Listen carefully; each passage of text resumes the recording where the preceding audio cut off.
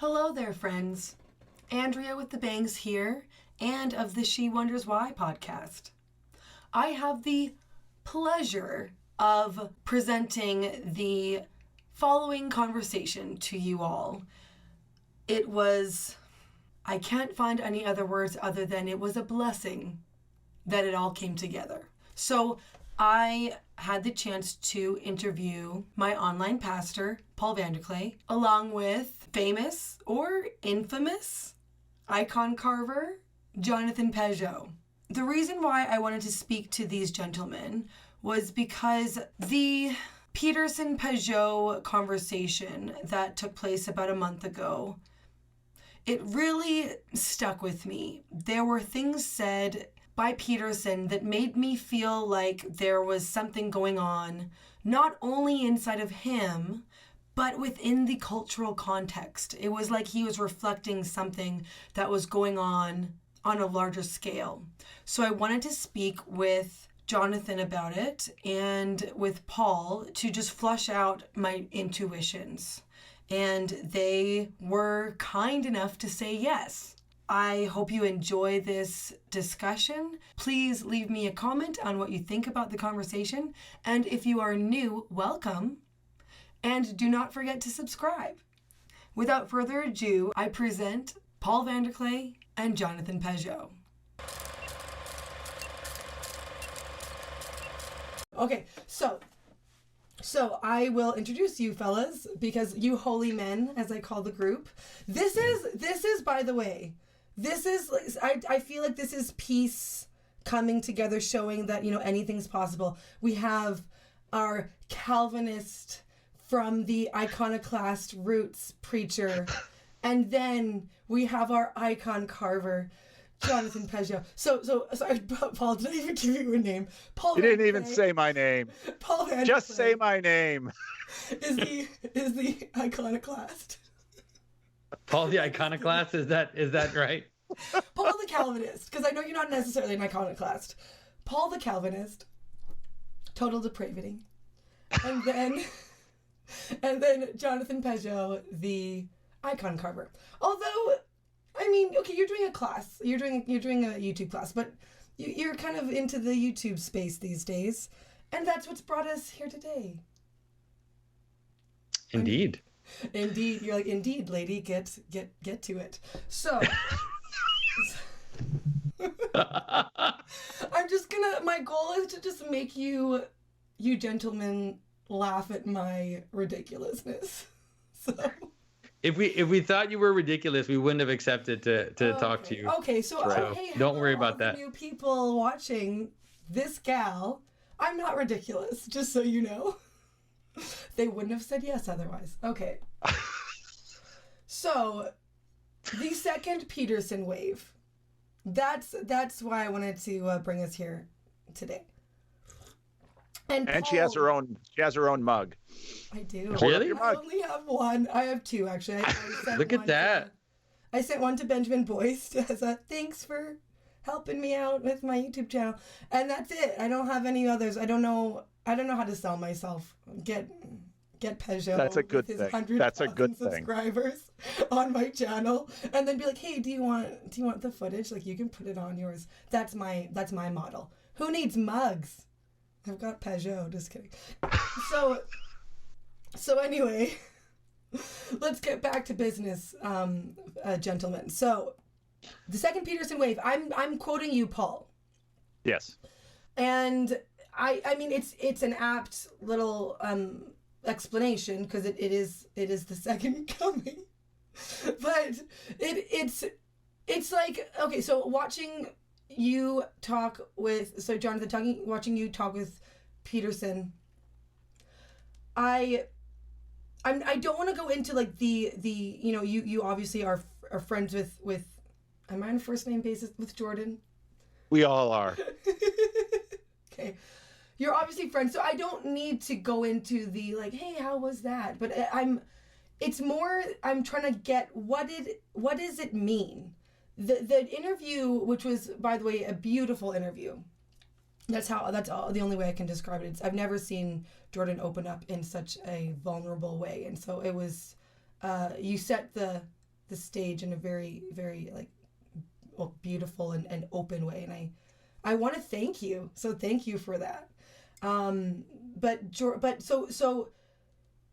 Jordan, the way that he opened up and the way that the things talked about, it was different. It was different. I've watched a lot of Peterson over the past few years, and this was different. And mind you, he hasn't necessarily gone back to that space, because I've watched a few interviews of him, like, since you, and I mean, he seems to just be doing well and recovering, and you can see that. But anyway, the point is, to me, watching this interview with you guys, it felt like something's changed, something is new.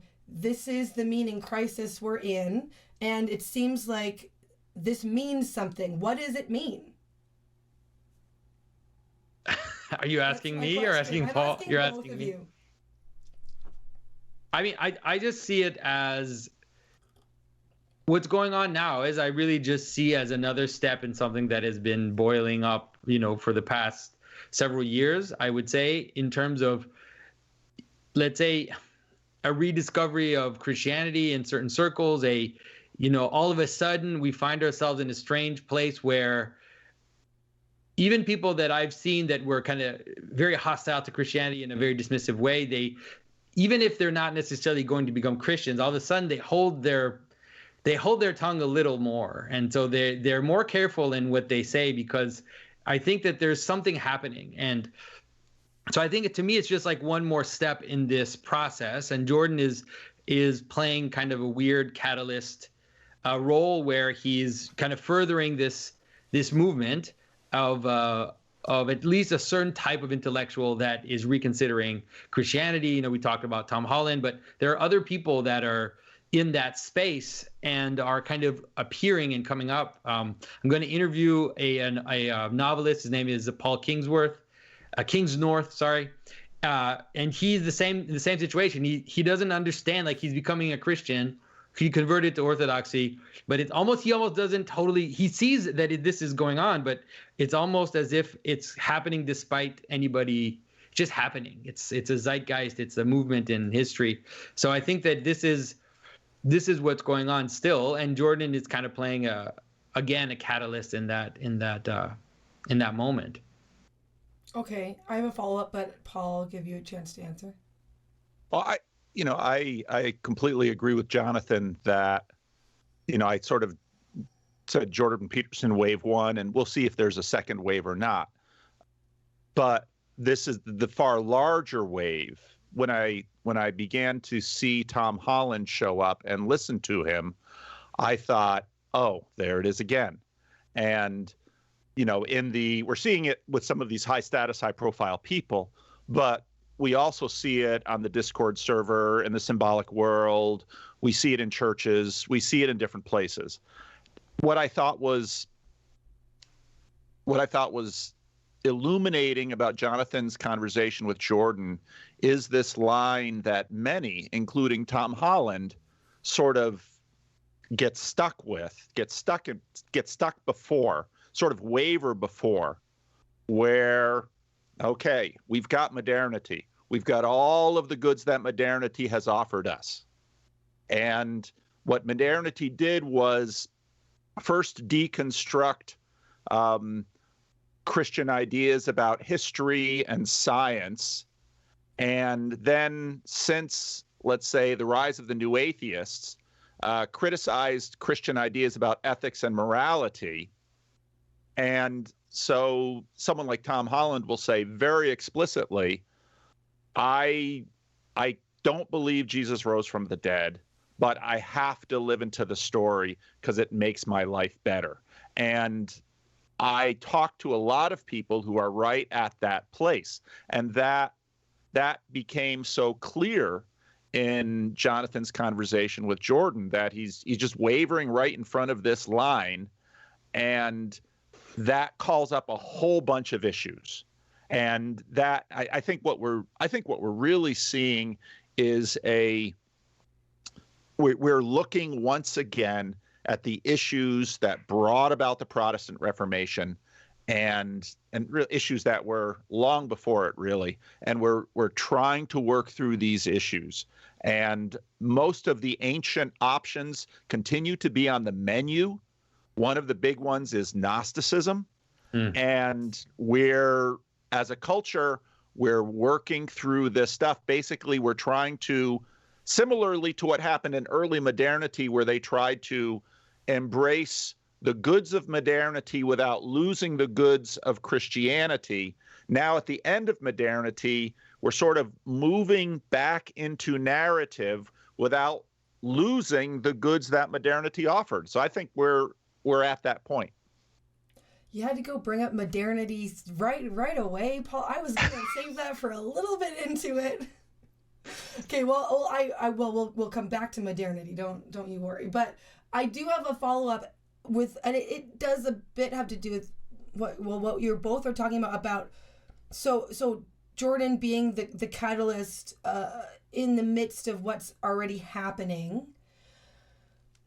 But the thing is, with regards to Jordan, the way that his life happened in the past few years, it could have gone that maybe Tammy didn't get sick and maybe he didn't get this situation where he was given these prescription drugs that ended up, so like he could have been rock solid in this, like, no second wave, first wave still going, and but that's what I'm, the way where he is, the suffering and the broken and the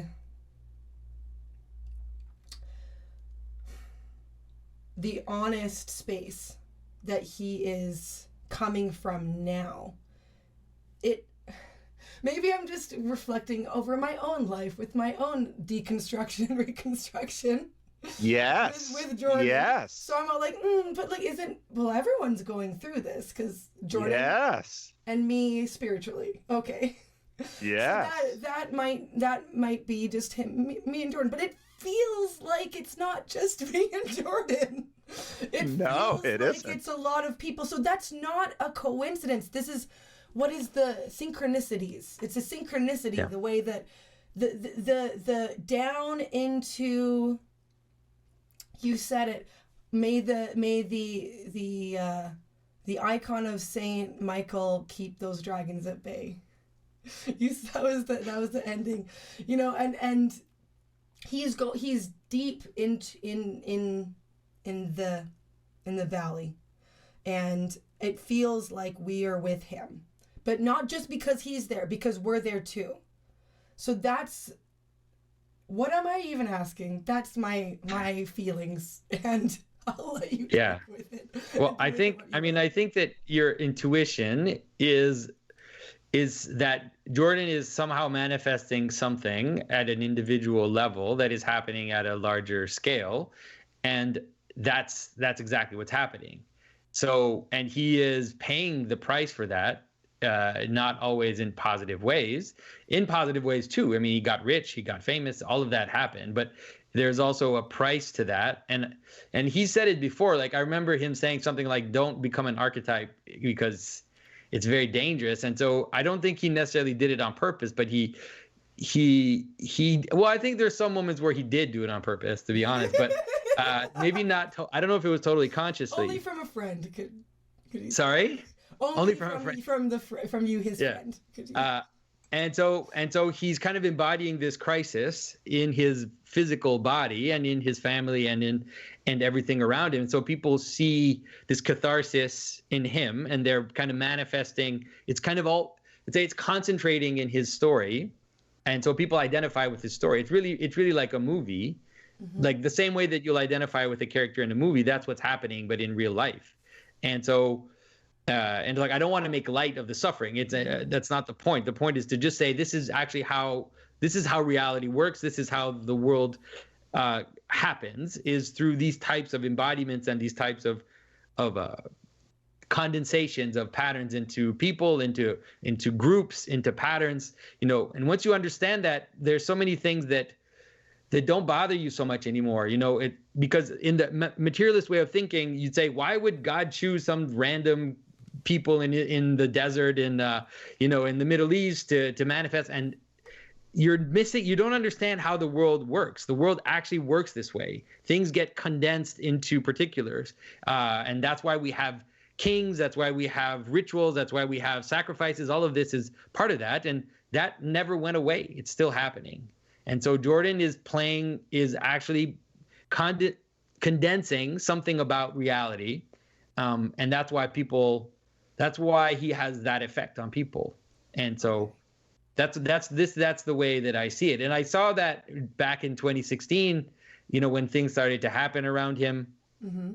And I remember even writing to him messages about that, particularly almost a bit frightened about what was happening, but at the same time, these things, they're hard to totally understand rationally. You just kind of see them happen and you can recognize them as they're happening. So I mean, for himself, I really do hope that he can, come out of the whale and, make the full transition. Mm. Paul, thoughts? You're talking to a Calvinist. This is not synchronicity. This is providence. And my bad. I've been, if you listen, so I was the Vervaeke server. I've been hanging out there too much. Yeah. So I was just this morning, I was reading Jonathan's script for the video that wasn't made about the Lil Nas X video. Oh, and yes, I will be asking. Well, and so then I was thinking about Jonathan's, we none of us can see ourselves. Our eyes look outward. Mm. And so we have to see each other and we have to talk to each other and listen to each other to know ourselves. That's how human beings work. Mm-hmm. So I was thinking about Jonathan and the part he is playing. And one of the things that comes through clearly from Jonathan is and this has been true of Jonathan all along, a very anti-modern message where he keeps saying reality has a structure, reality has a pattern. If you understand the pattern, you can understand your world. That stands completely opposite the dominant cultural message that continues to say the world is fundamentally chaotic, mm-hmm. and there is no structure, and that is embraced because that gives us a sense of autonomy and power, that our life is our own and we script ourselves. And so, I've had a number of conversations with people who have watched Jonathan's conversation with Jordan and have said, why won't he cross the line? And I keep saying, well, I'm a Calvinist. You don't really leap. You get pushed and pulled and carried. That is the narrative of salvation. And for whatever reason, God, and it's not, you see, part of the problem of the misunderstanding of Calvinism is that people, and this is something I've learned better from the Roman Catholics, from Brett, what's his name? I can't think of his name right now. But agency is not either or. Sockles, right. Okay. Agency is not either or. And that's always the thing that people get tripped up with Calvinism. Calvin was simply echoing a lot of the medieval and the ancient that said our agencies are nested. And so that's a better framework to understand why Jordan is wavering before a line, and only God knows when God decides to relieve the tension. Okay, wait. And I need some clarification. What do you mean by our agencies are nested? We could not be having this conversation without the agency of Westinghouse, Bill Gates, Steve Jobs. Our agency is nested in a myriad of other agents throughout history.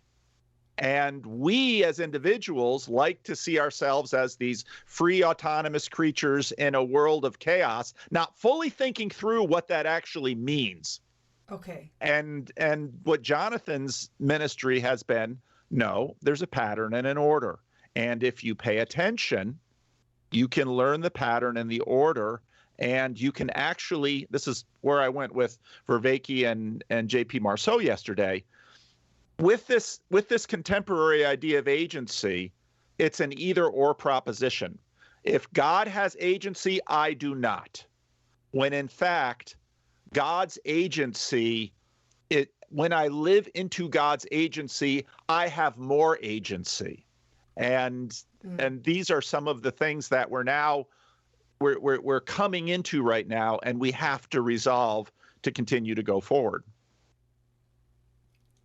I don't know if that made any sense. No, it makes sense. I mean, obviously, I probably wouldn't phrase it exactly the same way. Well, but he started off this with, I'm a Calvinist, so I'm not a Calvinist, but perspective. I've talked about this before in the sense that, let's say, like in St. Maximus the Confessor and a lot of the Eastern Fathers, the way they understand freedom is going only one way. That is, you are only free to choose God.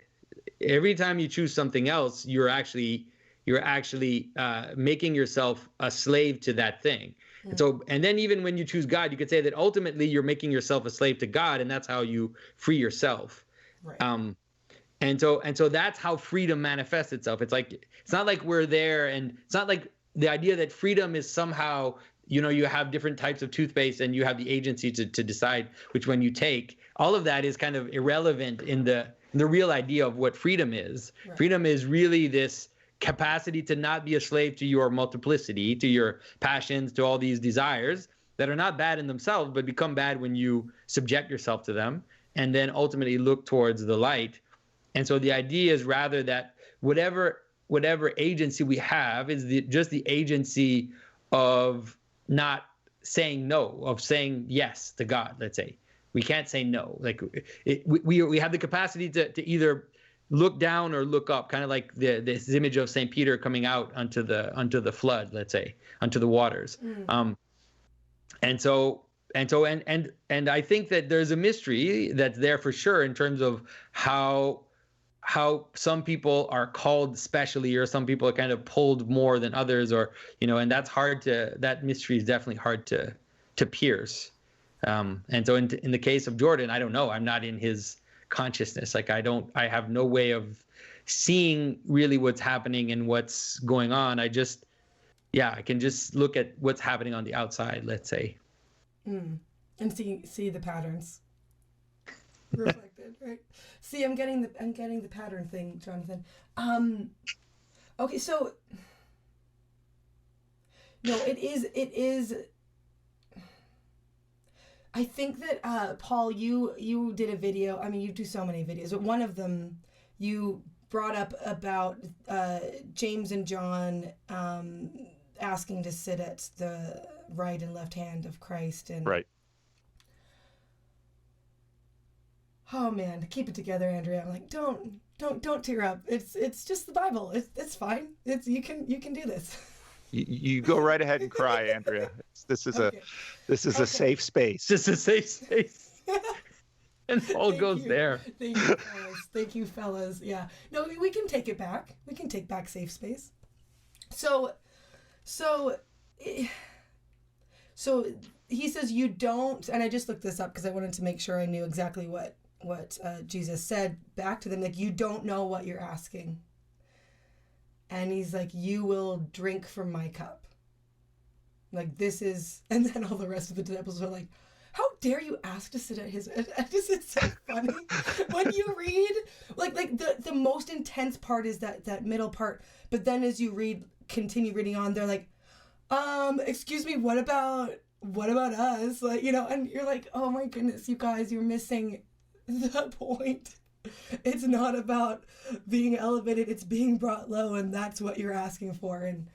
And that seems, I don't know what in the world poor Jordan Peterson asked for, but it seems as if he's getting served this cup. And why would we choose that? Why do we choose that? We don't know what we're asking, but we do know. We do know, as we see the picture. We've been able to see the pattern play out with Christ, right? So I know the answer, but when you see Jordan Peterson and what he's gone through and what he is living, that archetypal pattern, why would we ask for that?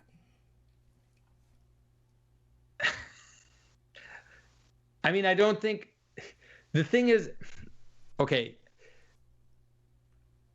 If I'm wrong, please. There's something about how we go about in the world, and we, the things that we say, they have power, and the things that we, let's say, participate in and that we invoke have power, and they're not necessarily always, things don't just go in one direction.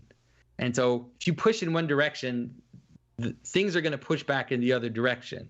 And so if you talk about certain things, you better watch out. Like, if you decry certain things in the world, you need to watch the backside of your head, because there's a slap coming. Like, the idea that someone who decries something will then be tempted by it, or that the idea that if you talk against something, it's going to affect you in a certain way.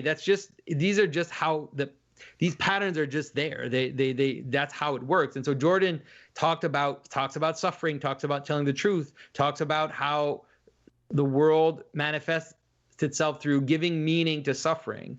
And so, this is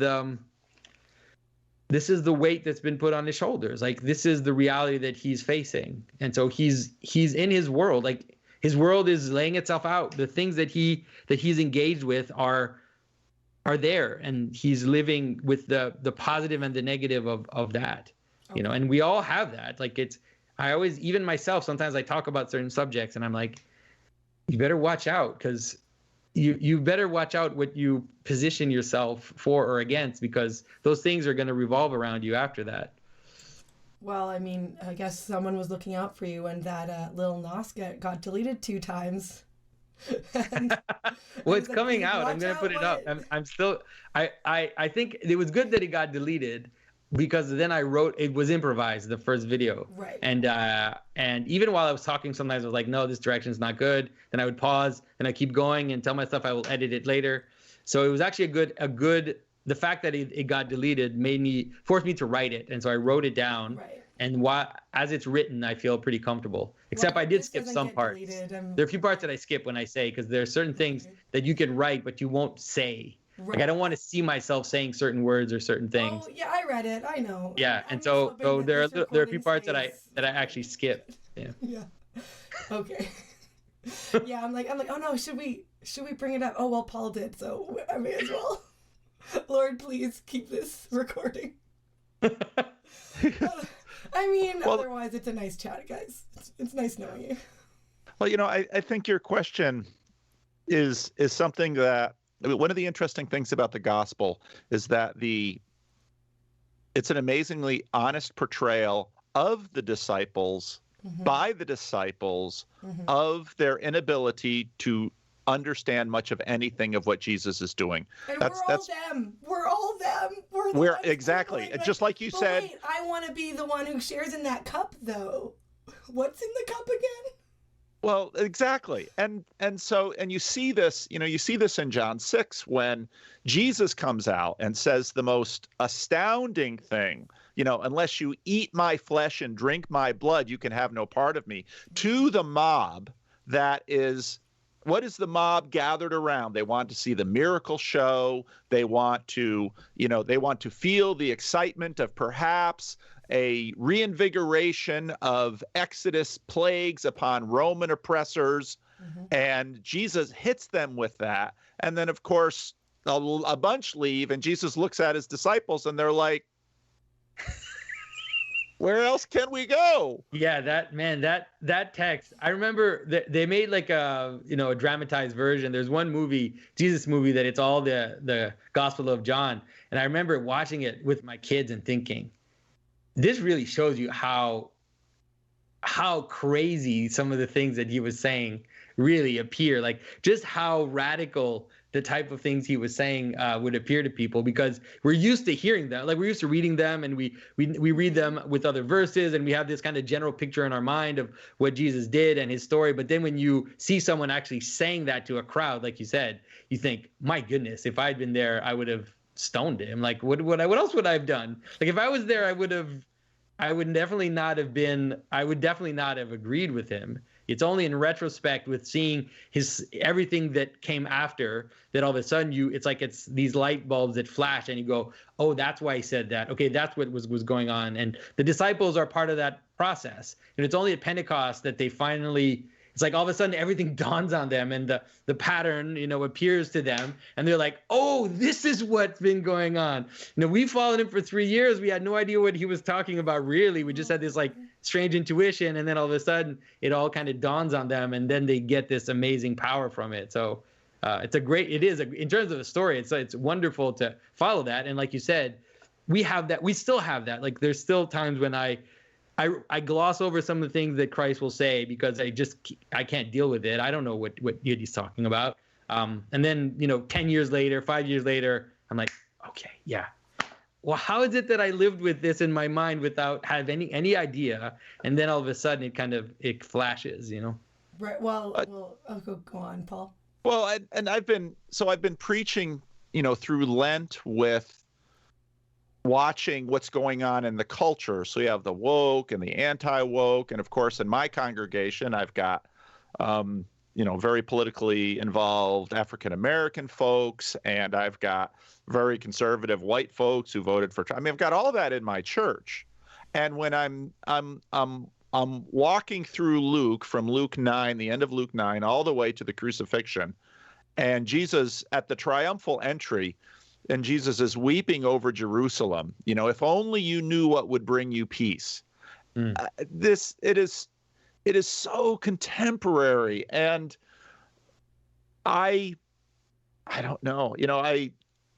What Jonathan just said is so right. It's amazing he lasted 3 years. It is, and so I look at Jordan. First Jordan sort of. Jordan obviously has his own narrative that he's working through, and then he sort of becomes the darling of the conservatives. And then he has the temerity to say of the Kavanaugh hearing, well, what Kavanaugh should do is resign it for the good of the nation. And of course, a big part of Jordan's fan base just turn on him. Yeah. And this is exactly what happens with Jesus. You've got this culture war around him, and he will not mobilize the crowd to march on their capital, which is the temple. He won't play that. He won't play the demagogue, which they want him to play. But he also won't play the Roman supplicant, which they want him to play. And so he walks through that line, and he becomes the enemy of all in a rather Rene Girard way. And the disciples are just on the outside watching this. And of course, there are elements of all of those factions among the disciples. And of course, then one of the it is the most amazing story. And as Jonathan keeps saying, and as Jordan, I think, keeps seeing, but probably not saying as well as Jonathan, it's all right there. And it's the most published, documented, discussed book in all of human history, and is deeply foundational for our culture, but we can't see it. It's amazing. I think there's something about scales on eyes somewhere, Paul. The inability to see what's right in front of you. And yeah.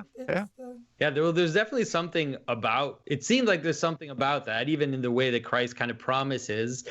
He kind of promises this idea that all things will be revealed. It's not like it's already happened in him, but it's almost like he's saying, okay, I'm turning on the light, and then it's going to start to shine out, and you're slowly going to see it, but it's going to take a while, thousands of years, whatever. But that's what we're seeing. And I think, and I really do believe that there are some mysteries in the gospel that are still being revealed to us now, and that are still popping up, also because they're being seen from different angles that maybe those angles weren't so visible before. And so I think that's also probably one of the things about having like a foundational myth or a foundational story, is that it might actually be harder to see, because it's harder to interpret it because you're inside. And so you struggle to interpret it. And that's possibly one of the reasons why Christianity also has to die, let's say. It's so that as we move away from the story, all of a sudden some aspects of it which were still hidden will start to show themselves. and then everything will come together in the end. Okay. Oh man, which direction do I go? Because if I'm going to be a Calvinist, I guess I'll just go with. Be a Calvinist. Do I have a decision right now? There's two directions. You don't choose Calvinism; it chooses you. Yeah. No, Paul. So okay, I want to talk about theosis, but I also want to talk about the seeds that you see, Jonathan. So I will maybe let you guys choose which direction you want to go. Well, what do you want to know about both of them? I will decide now. I've decided we'll stick with theosis, and then we will talk about the seeds. And I've said it, so it will happen. So we'll put a pin in the seeds of you might not even remember, but at the end you mentioned about the seeds of Christianity. The breakdown of Christianity is happening currently in the short term, but there are seeds that you see. That's what you said at the end of your discussion with Peterson, Jonathan. But anyways, so that's on the wall for later. But Let's go into theosis, because that's something that Jordan kept going back to. He kept on coming back to, theosis along with the myth being history and being realized within the human story, that is not just a story, it's reality, it's embodied. And like, why? That was... But why should I believe this, you know? And so I find it interesting, not just that he asked it, but that he kept coming back, and he kept circling back in the interview and the conversation with you. So in terms of the narrative and, let's say, the mythic touching, the narrative and the factual touching, I think that for me, what I wanted to do is to just point him to the fact that he already thinks that. He's said it so many times that when he talks about perception and how the world needs to have a structure for you to even perceive that it's there, I know that he thinks that. It's just that, just like everybody else, sometimes you think certain things, but you don't necessarily, you're not able to see all the ramifications of what you already think. So I was just trying to point him back to that, and to say that this doubt that he has, it's if he looks at his own theory about reality, it actually kind of goes away, because he does believe that the narrative and the factual touch. And it's just that he struggles with what that means, because it's like, if that's real, and I know he thinks that, then everything changes. The effect of that, and I think that's what he also understands, the effect of that is radical. It's such a radical transformation. If you think that these patterns are real and that the world has to manifest itself through these patterns, then it's like all of religion comes right back on the table in a second. Everything, all the rituals, the sacrifices, the stories of these demons, these angels, everything just floods right back in to reality. And that's the door that it's like, it's hard, because you think, am I going to open that door? Like, if I open that door, everything changes. And that's the door that I've been kind of nudging at for the past 4 years. Sometimes being careful not to push people too fast. You know, when I talk about hierarchies, and then slightly, sometimes I'm like, that hierarchy, it's a hierarchy of beings. It's not a hierarchy of concepts. And it's like, you need to see, it's not about Plato. It's about, those ancient hierarchies of gods that you see, like, it's closer to that. It's not actually a bunch of concepts. Anyways, so once that door is open, it's like checkmate for a lot of stuff about how we think the world works. Oh, so that's maybe why it's so difficult. But I don't think he's doing it consciously, but I think he realizes that it's like, if I open that door, it's massive, it's huge. Right. And it will also make him lose a lot of credibility. Yeah. Because a lot of people aren't willing to go there, and then if they're not willing to go there, then they continue to stay in that kind of atheistic Steven Pinker rationalist mode. A friend of mine calls it flatland. Flatland, yeah. And so, but once you open the door, then everything changes. And those people, they won't be able to see like the Brett Weinsteins and the Steven Pinkers and all the IDW types, they won't be able to understand how radical that change is. Mm-hmm. And then, like I said, then you lose credibility. Mm. Paul? Yeah. No, that's right. That's right. He's exactly right. And part of what when I first discovered Jordan Peterson, I didn't know what I was looking at or why I was interested. It took a while to figure that out. But Jonathan is right. It's where the story verse and the matter verse meet. And Jordan had been working at that for a long time, and more than most had been willing to sort of go there, speaking scientifically, as he always says. But I think part of what happens, and this is the same thing for preachers, you deal with this stuff out there in the world, and you sort of keep it at arm's length because it's always on your workshop, it's always on your work table. But when it's got to be part of your life, then suddenly you recognize the ramification, the cost, what this really means. And that's where you say, whoa, I thought I was just going to work, but this is the world I live in. And if I open that door, Tolkien says it, you take that step out that door, you don't know where that path will lead you. I love that quote. Yeah. Step out onto the road, Frodo. Okay, so. Well, and the wizard comes knocking. Yeah, that's right. He does. Yes. When he brings dwarves and they mess up the house. So many dwarves. I just found out that Gandalf was like an actual dwarf in like Norse mythology. That there's a dwarf named Gandalf in Norse mythology? Yes. Oh, I didn't know that. Hey, yeah. awesome. That would Tolkien, you should be listening to Alan Sewell. Come on.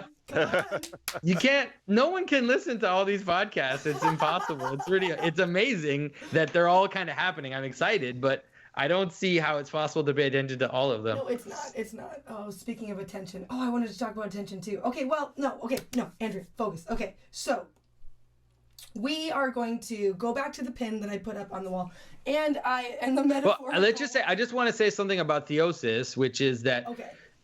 The notion of from you guys. Maybe we should get a definition. But let's say the notion of theosis, or the return of this notion within Christianity, it's a solution to a lot of problems. Like, it's a solution to a lot of problems about why things exist rather than not exist, and then it actually solves the problem of how things exist as well.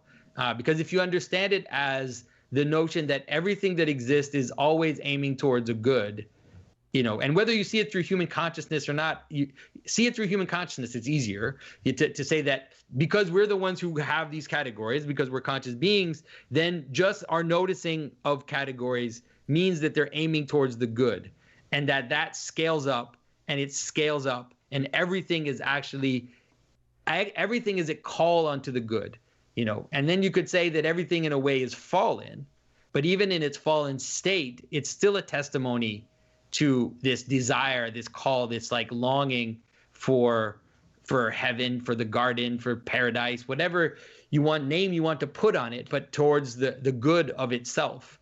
And then that ultimately leads up to this idea that we find in the gospel, that we are created to live in the life of God, to participate in his life. To what extent that goes is can be discussed, but the fact of that, I think even I think that most people agree, and that's maybe someplace where people criticize me afterwards. They said, Catholics do believe in theosis, and then Protestants tell me, we do believe in a form of theosis. And I'm like, okay, fine, I'll give you that. We can argue later, but at least understanding that this idea of participating in the life of God, of manifesting the fullness of Christ, whatever language you want to use, that's the purpose of why things exist. Participation with the divine. Yeah. Right. How close is this to sanctification? Because that's my Protestant framework. Sanctification is a smaller category, but it's pointing in the same direction. Okay. Sanctification is becoming holy. Well, who is holy, holy, holy? So, and Jonathan's exactly right. I mean, afterwards, the Roman Catholics are like, hey, wait a minute. And the Protestants are like, hey, wait a minute. I mean, and even yesterday, again, it was an amazing conversation we had with JP and Jonathan, John Vervaeke, because this is what we were knocking at. You know, it's remarkably difficult when you sit people down and say, what do you want? People don't know because we're fragmented. And what we really want is everything, which means what we really want is God. Yeah. That's what we really want. And we are, Augustine said it, you know, our hearts are restless until they're satisfied with him. And so this is, and the purpose of Christ's incarnation, JP wrote that so beautifully in that blog. The purpose of the incarnation is, as Lewis said in his book Miracles, to come down and to bring us all up with him. Mm. And that's Christianity. And, you know, in the conversation we had yesterday where, you know, people are always coming to me with, you know, mystical experiences from meditation or psychedelics or something like that. And I keep telling them, if you're sitting there having an experience, that remains inadequate, because Christ will not rest, and the Bible says this, until all things are subject to him, until he is all in all, and then he turns over the kingdom to the Father. And that's what Paul says. And so that's Christianity. Okay. It is. That's it. Mic drop. That's Christianity. Actually, that reminds me a little bit of Jonathan, when you were bringing up about how the dying God and resurrection story, that you were like, well, that's not really Christ actually, because it's he defeats death with death, and then he saves us from death, and that's it. Well, it's the ultimate version. It's like you can't, in a narrative way, this is what Christ does in so much of his story, is that in a narrative manner, you can't go beyond the story that Christ manifests. And there's so many examples of that in his story, and that's one. It's like, okay, yeah, he is the dying and resurrecting God. Yes, he is. But then tell another story after his story. There's no other story to tell, because he ends it. He ends that process by defeating death itself. Like, okay, so you could say, well, you know, he could have been someone else or whatever. It doesn't matter. Like, what are you talking about? That's where that story happened. And that there is no other version of that story. That's the story. That's it. Like, that's where it happened. And it's the same with so many things. Like, you can imagine a scapegoat, but then can you imagine a scapegoat that is betrayed by his own people, by the foreigners, by his own disciples?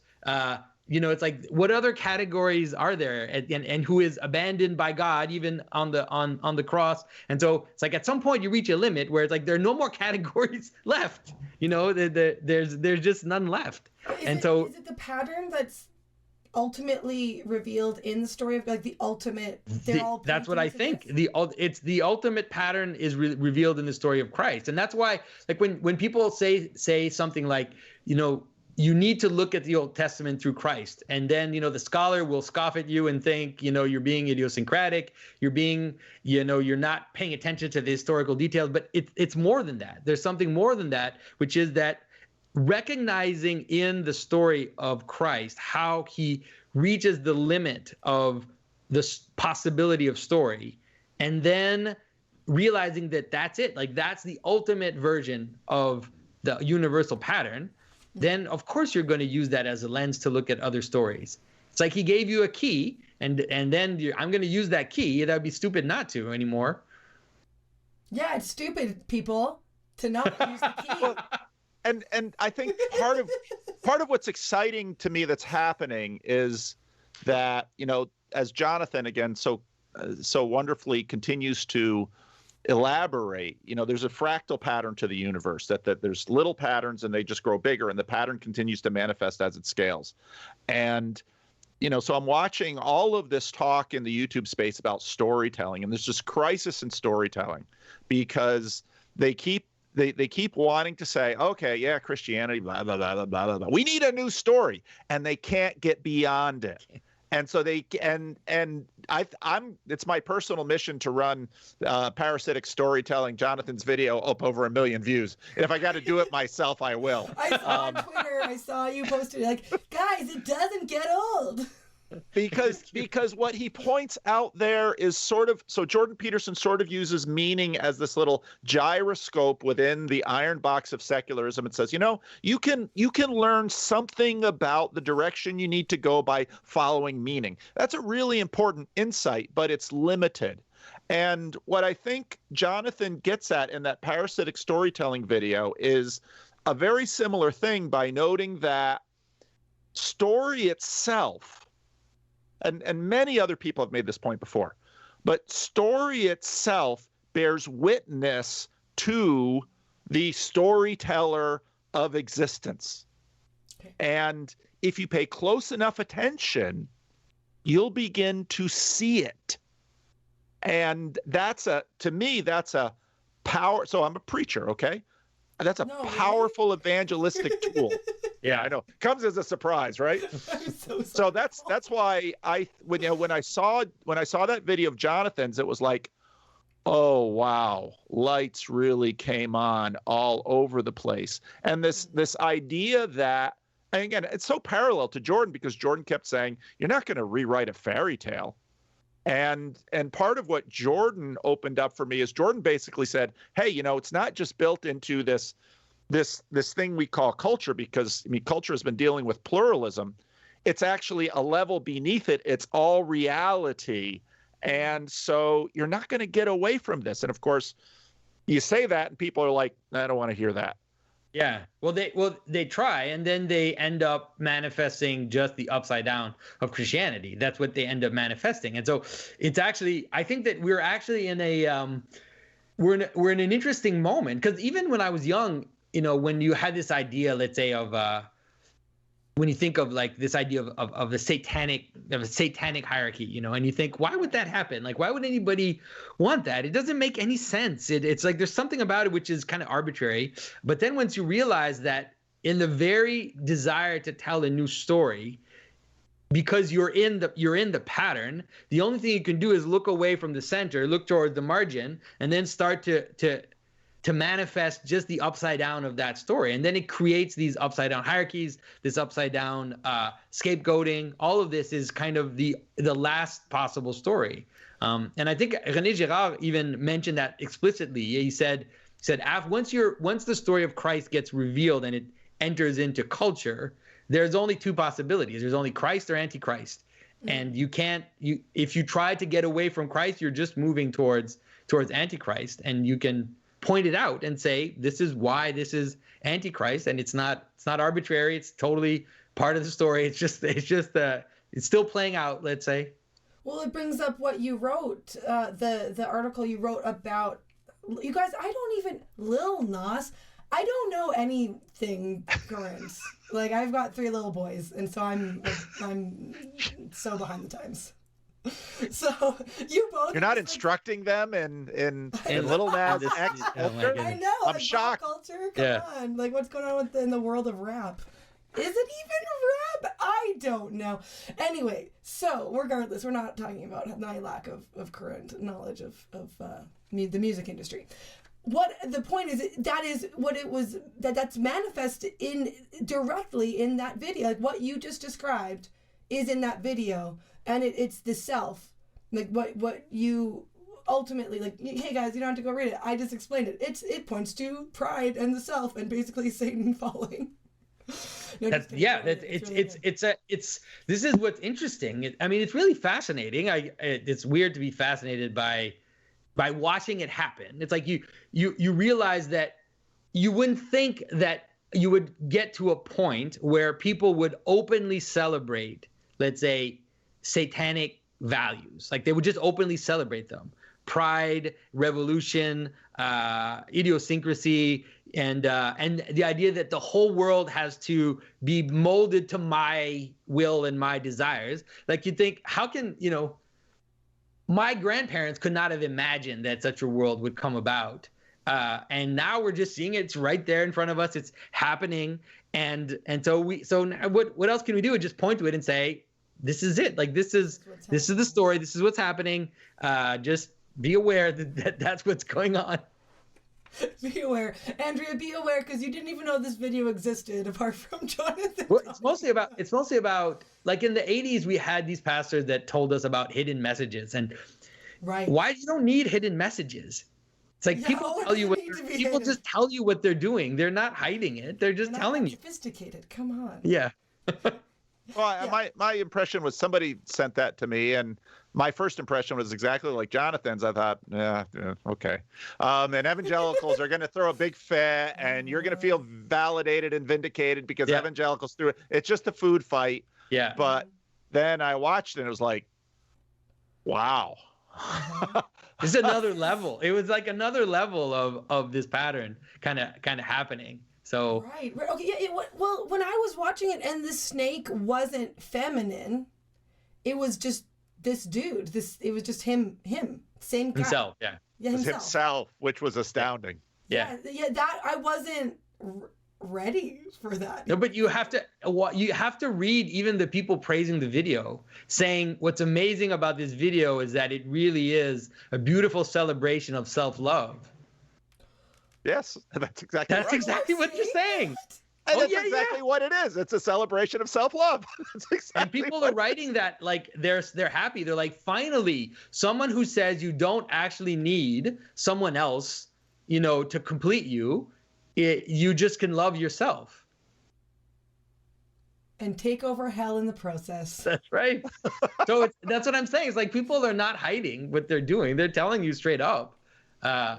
I believe they don't understand the ramifications of their position. They don't understand what that means and what it's going to do. And like I said in the article, that if you get on that process, that means that there's someone behind you coming for you as well. Like that's just part of, and even in yourself, it's like you give kingship to a desire inside yourself, and you submit yourself to that. There's another one coming that's darker and more enslaving that's going to come topple that one as well. It's like once you enter into that weird revolutionary thing where you submit yourself to a fragment of yourself or to a part of your desires, then it doesn't end there.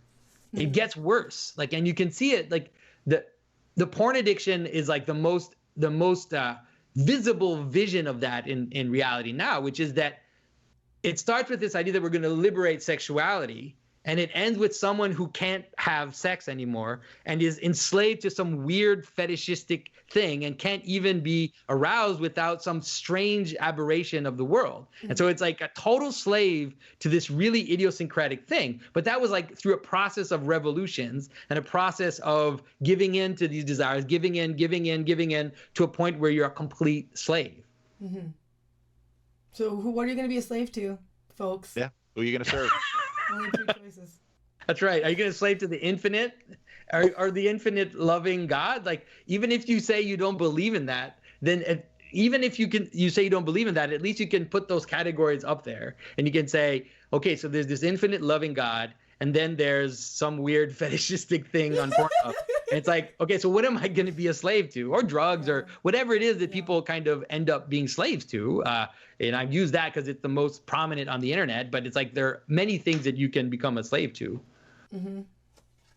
I get your ball. Yep.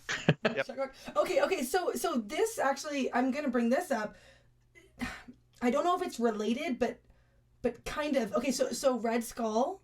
The situation with Peterson, and I know, I know it's Peterson again, and like I can't get away. We can't get away from the poor guy. Like him being sorry, I keep saying poor guy. He is blessed in a way, because consider it pure joy, my brothers, whenever we face trials of any kind, because it refines our faith. Anyway, just had to say a little bit of scripture there, folks. Yeah. So, but anyway, back to the Red Skull. So. That is coming out at the same time as this other video, and I don't know, I'm guessing same time of this little Gnosis video. It's an inversion of the good guy, this message that he's giving these young people. I know is clean up your room, take responsibility for yourselves. That responsibility message, which is a good message. But then it's this 10 rules Let's just change it a little bit, guys, just to like make it like 10. Also, because rules. the Ten Commandments. He wanted to loot the Ten Commandments at the same time. I shouldn't explain any of it. Yeah. I'll pass it over. He But changes it slightly, but he's the bad guy. He's the Nazi. Yeah, but it's a he's the worst Nazi. Yeah, but it's funny because it's like the Babylon Bee had the best take on this. They always have the best take. Oh, I didn't see it. Such geniuses. Like I wish I could talk to these guys because they're just like they're really geniuses. So this is sometimes I talk about this like weird double inversion, how the word flips upside down and then it flips back. This is a perfect example of that because so a few years ago because they want to deconstruct the hierarchy, like they want to destroy the hierarchy, they want to destroy any form of like social order, any form of heroism. That's what all of these woke storytellers want to do, or at least replace them with like their own twisted version of that. And so a few years ago, they made Captain America into a Hydra agent. Oh. Yeah, so they made Captain America into a Hydra agent where he had all this time he had been secretly a Hydra agent. And so he said, "Hail Hydra," and it was like everybody just flipped out and was saying, "You're just totally destroying." And so in the same process of wanting to do that, they make the most like reasonable person into the Red Skull, who's basically saying, "Get your act together, be responsible, don't blame others for your problems." All of this like really boring, regular advice that any person, 2 generations ago would be telling people, but it's like the world is so upside down that just telling people normal things has become completely impossible. And so the Babylon Bee had showing Captain America say, "Hail Hydra." Like, well, if that's what Hydra is, then yes, I will submit to Hydra. And so it's like this weird thing where they tried to play 2 games, and then those 2 games like annulled themselves. That's pretty smart. Hail Lobster Hydra. Yeah, so it's pretty smart. It's been fun to watch like how Jordan and his fans have been flipping that back and showing pictures of the Red Skull saying pet a cat and all that stuff. So radical. So okay, so sorry, Paul, did you have any thoughts on the I frankly I've just seen some of the memes, but they're hilarious. I don't know. I'm not enough of a comic book nerd to really keep up with it all. Not like our friend Jonathan here. He's the symbol dude. Symbol dude. You gotta keep up. Yeah. Okay. Well, so I just actually yesterday, going back to modernity. How do you say it? Modernity. Do I say it's Paulism. special? You do say it's special. Yes, you have a way of. You have some words that you say. Modernity. Modernity. I don't know. Modernity. So maybe I'm just making that up, but anyway, you talk about modernity a lot. You've been reading that, I don't remember the name of it, but there's the picture of the statue that's crumpled. Yeah, the iconoclast that they found. Yeah, it's a terrific book on the creation of the modern world from 1450 to 1650, Reformations, and it's that's the book. Yeah. Yeah, and I've been learning a ton, especially about the way Vatican II. It's very interesting the way the way the Council of Trent modernized the Roman Catholic Church. Okay. And there's a lot of that history. I mean, when I was growing up and then even trained in seminary, we were sort of educated in a fairly narrow way within our Protestant Dutch Calvinism about here are all the safe narratives that the preachers go out and repeat. Yeah. But again, this has been a tremendous learning experience for me over the last few years. Well, okay, so that's probably why it's been resonating with me, the things that you've been saying in it, because I just finished the Discarded Image. The book club on the Discord. So we just finished that yesterday, actually, the discussions of it, and the epilogue is fantastic. I'd say it's one of the best parts of the book. Yeah, it is. It's clear. The whole thing is great. It was not a thick book, but it was a thick book. So in the end, he talks about these models that we create. So the models that you're looking at in Reformations, I just finished looking at the medieval model in this, but then he sums it up in a way that is so, let's look at the pattern and models. Yes, though the medieval model was so very universally accepted in Western Europe, No model has actually been as accepted, maybe as openly and universally as that particular model, but we continue making new models. And he mentions this about how, like, but evidence will turn up when the inner need for it becomes sufficiently great. Like, for the new model, like, new models old models will be toppled. There's attention. New models will come up, and the evidence isn't made up. It's just, it's like that. It's discovered because of attention, because of what Jonathan was talking to George about. Right. Yeah. So what is the cultural context asking, and what are we then pulling out and seeing to create these models? And then, of course, the pattern things. I'm just going to read the last. So it determines how much of that total truth will appear and what pattern it will suggest.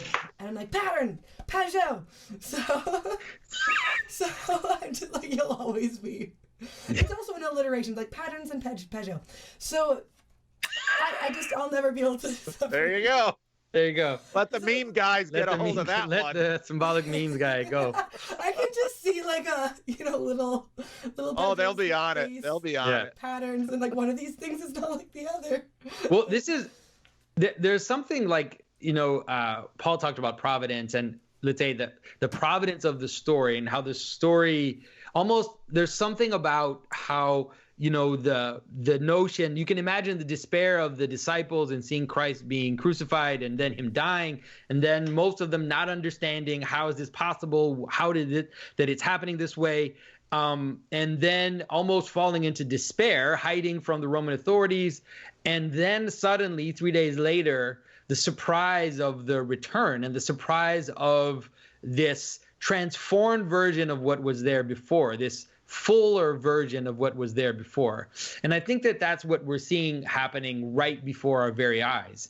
And so the medieval pattern had a kind of synthesis that was powerful and was based on phenomenological perception and this idea of saving the phenomena, but there was something naive about it. Like, let's be honest, there was something naive about it, which then started to break in the modern age, started to fragment to a point where it seemed like this model was completely unbelievable and was completely insane and was just a complete delusion from the people who believed it.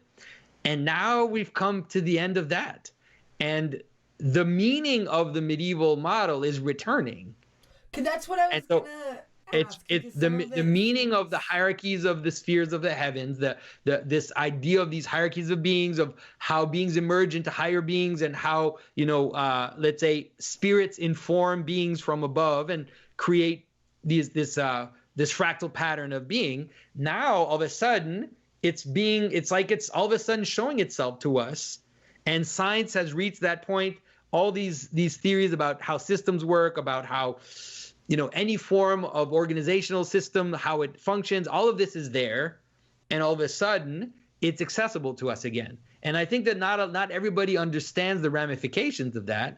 A lot of people are still afraid to go all the way, but I think that I think that someone like J.P. Marceau, for example, and even let's say John Vervaeke, what he's doing, what I'm doing, I think that this is it. Like, it's going to happen. It's going to start to happen more and more. And people are just automatically going to be able to think that way again. And most people are not even going to know how it happened, but it's going to start to just become obvious.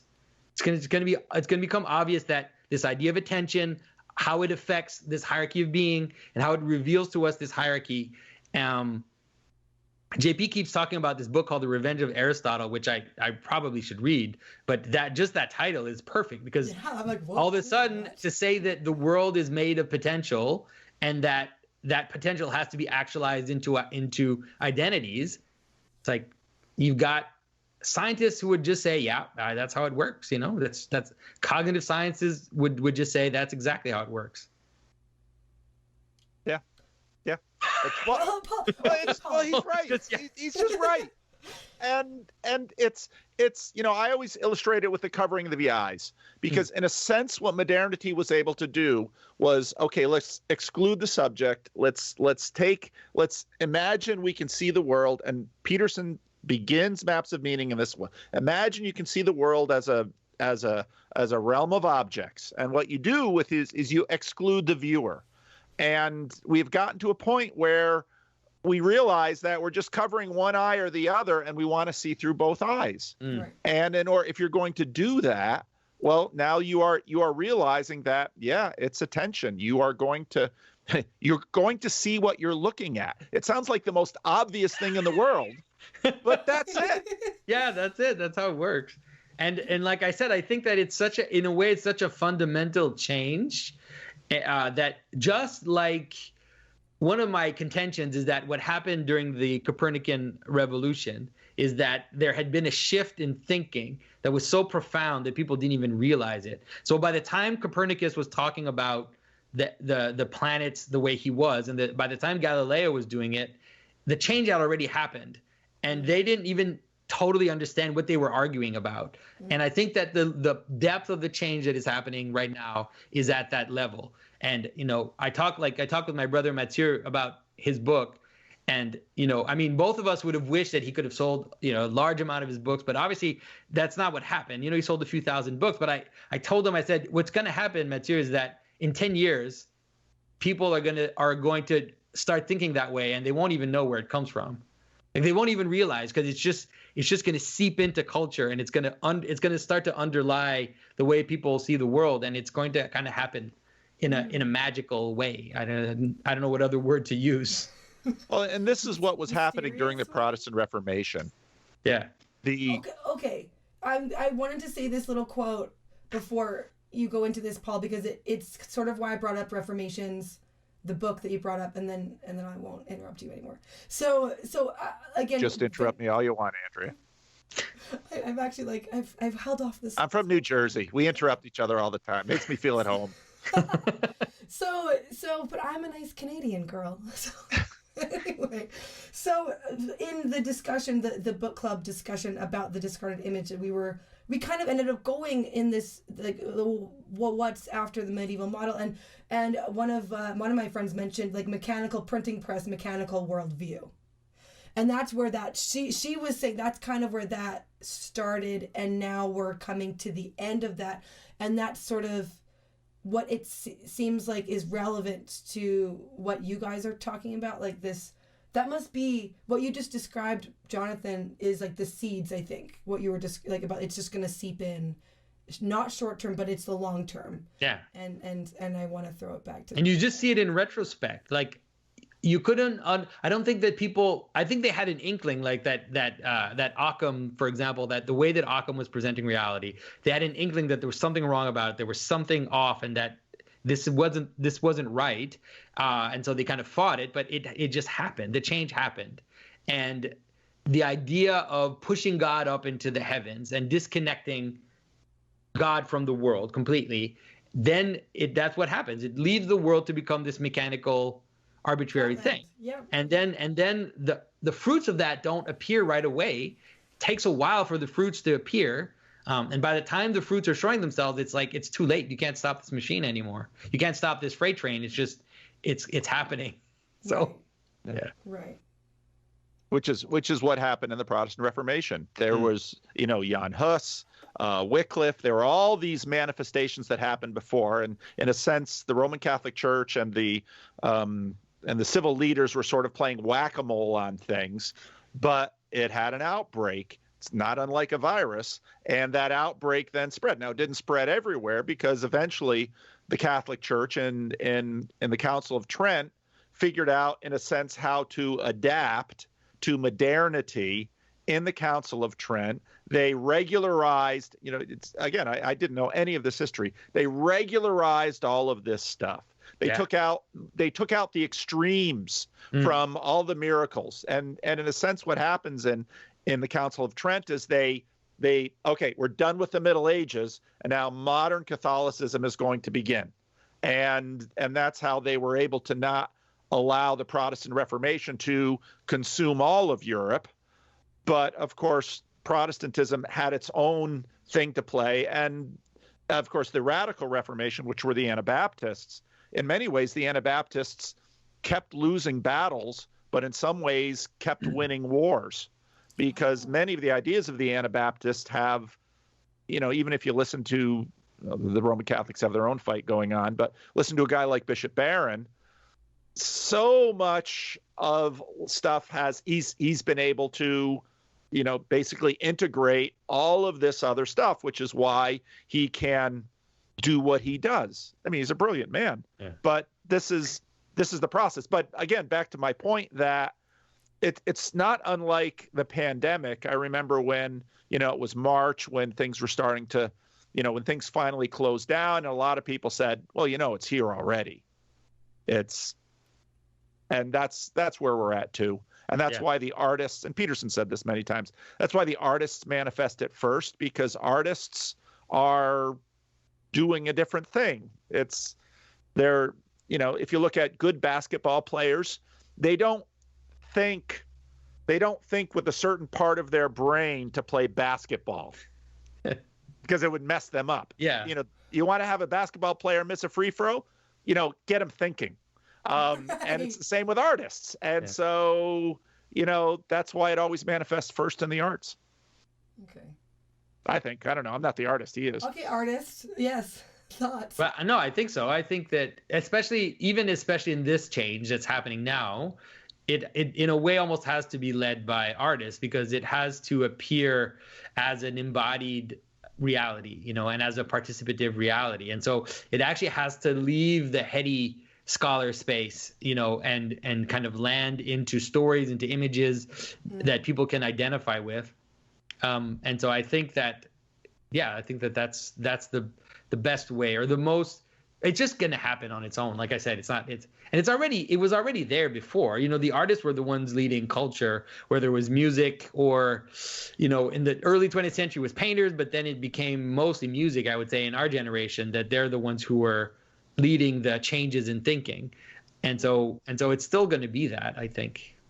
And film. I mean, film. Yeah, film for sure. Film is such a powerful medium. Yeah. I mean, when you think about how it's music and it's visual and it's incarnate in a way, and now that with the internet, we have this just proliferation of artistry out there. Okay, well, I'm realizing that our time is probably coming to an end, because it's been a while, and I don't want to keep you guys. But I just want to end on one last question, and it's going to be really short, so don't worry about it. You gave me a long answer. But so the participation. That's something, going back to the your conversation with Jonathan. Like, you could always go to church.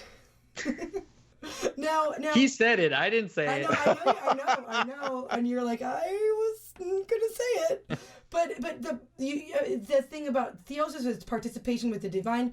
The thing about the church is the participation in the body of Christ, within the community, your community that you are in. Why is participation so important, and what are we to do in this space of individualism? Really short question, like not a thing. Yeah, just a little one. Yeah. Well, I mean, that's how reality is. That's how it works. I mean, when St. Paul talks about the body, working together towards the head, that's how everything functions. Everything that has being needs to have its parts participating in its whole. Right? Whether it's a pen or whatever it is, like if the parts of my pen don't participate towards the whole of the pen, toward the identity of the pen, then I'm going to throw it out, because it's going to be useless. It's not going to write. And so that's actually how reality works. And it's true. It's true for things. It's true for families. It's true for cities. It's true for any level of being. That's how it works. And so if we don't have participative, if we don't have ways to participate in higher beings in terms of communities, then we're going to fragment, and we're going to break apart, and then we're going to become fodder for something else. We're going to become potential for another identity to just smash us. And I mean, you can just think about it in terms of an ancient city that doesn't work together to build the wall, to do whatever it needs to do, and to live together. And then there's an enemy at the gate, but they haven't participated in the life of the city, so the enemy just marches right in, and there's nothing you can do to stop them. Oh, they built their house in the sand instead of the rock. There you go. Well, they tried to build alone instead of together. Yeah. Right. And so, right. Okay. Because there's a deep crisis in the church, especially the Protestant church, in that all of these things, because this is so deeply entwined with Protestantism, that we have to work this through. But now, when you think about Vervaeke's meaning crisis, the meaning crisis has everything to do with participation, because it seems the way human beings are made to live is by, well, Jonathan said it again and again in his conversation with Jordan, by worship, because worship is attention plus caring or love. That's worship. And, Heidegger notes that caring, without the meaning crisis is, well, there's nothing to care about because there's no self. And the reason there's no self is because our self is always borrowed from the origin of self, which is God. And so that's the participation. And if we are not participating if we're not participating in God, as I think Jonathan's response to the freedom question, I think, was absolutely tremendous. We are going to look to participate in other gods. Mm-hmm. And the problem with all of those other gods are that they are functionally, we turn those other gods into idols, and they will never satisfy, because our hearts are not satisfied until we have everything. And so, okay, I'm going to be a great basketball player, but that runs out when I hit 35. Or I'm going to be a great this, or I'm going to be a great that. It's all fragmented. And so we long for participation, and we try participating in all of these sub-gods, turning them into idols. And once we learn that we can only finally find, as Augustine said, satisfaction by participating in the God, then suddenly all of the other things, what did Jesus say at the end of Matthew 6? Seek first the kingdom and his righteousness, and all of these things will be, given to you. Yeah. Because if you look to the other gods, you're going to have a meaning crisis, and you're going to become slaves to those other gods. So you must be slave to the God, and then all of the other things are available to you. Yeah, and it just, if you think about it, just the idea that if you submit yourself to the source of all reality, if the word God bothers you, at least at the outset, if you submit yourself to the source of all reality, then everything lines itself up. Everything gets aligned in that hierarchy, and then the elements of being stop to fight amongst each other so much. They actually start to cooperate, towards, because one of the problems with these little gods is that they fight amongst each other. And you feel it in yourself, where you feel pulled, you feel ripped apart between different desires that you have, and you see it in society, where people start to be ripped apart politically, ripped apart in terms of ideology, in terms of identities. And so the solution is, of course, to join ourselves and to submit ourselves to the highest, at least, So yeah. So okay, I think this is, we could go for another hour, but I think that this is a good space to be done for now. But I actually have one more question for you, Jonathan, specifically. I know I'm so bad at I lied. Sorry. Are you gonna do more video game videos? Because you guys, it's so funny because a lot of people are asking that, but at the same time, for some reason, the one I didn't get a lot of views. So, and I think maybe it's because the Donkey Kong one? No, it got I think it barely got 10,000 views. Go watch it, everybody. And go watch the Donkey Kong video. Anyways, yes, I can. I'll probably make at least one more, because I promised that I would make one on Super Mario as because it's really a fairy tale if you look at even the Right. the structure of the game, Mhm. but it also has a lot in it. It has an intense, let's say, it has a lot in it. And so I probably will talk about it, but I'm not in a hurry just because there's so many things to talk about anyways. I know. I guess I've just been like, you're like, and I'll be doing another one. And I'm like, oh, goody. Excited. Yeah, and then like 4 months later or whatever. Yeah. We only have one, Jonathan. Let other people go out and make these videos. Make your Right. YouTube Okay, videos okay. on video Make a games. better video than Jonathan. Yes. Just go out and do it. Please. Go ahead, try. Absolutely. So this is the whole, I mean, to end, the only reason why I've, sneakily tricked you all to come in is so I can ask, Jonathan, will you please bring my message to Jordan Peterson, please? That's what it's all about. It's all about. It's the whole thing. It was. I didn't care about that. All I cared about was, can you please send this book or this message or this? Yes. If This one only message. Jordan would If read this only. book. That's right. It's only because I'm like, can you please get this to Peters? We'll heal the world that way. It will So. make it all better. Okay, that's a good place to end. Okay, guys, I don't actually know how to. Sorry. Thank you for coming on my show. Very I welcome. It was appreciate a pleasure. And I don't know Yeah, how to it was a lot of end fun. with my new technology. I have to look up how to stop the recording. So is this you can just edit it. You might have to. I will. Thank you, though. Thank you for coming on. Okay, Yeah. so I have to press Shift, Window, and 2. If you would subscribe, that would be the bee's knees.